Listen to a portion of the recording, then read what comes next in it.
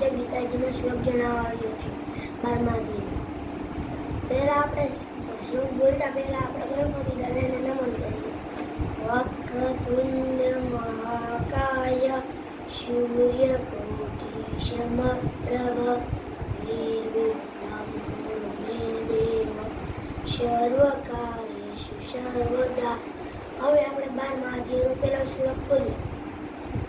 અર્જુન ઉવાચ એવં સતત યુક્તા યે ભક્ત્યા સ્વાં પર્યુપાસતે ये चाप्यक्षरमव्यक्तं तेषां के योगवित्तमाः.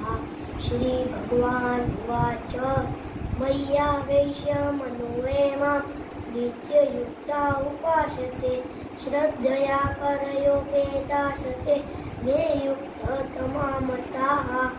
ये त्वक्षरमनिरद्रस्य मव्यक्तं पर्युपासते सर्वत्र गमचिन्त्यं च कूटस्थमचलं ध्रुवं शनियमेन्द्रियग्रामं सर्वत्र समबुद्धयः ते प्राप्नुवन्ति मामेव सर्वभूतहिते रताः.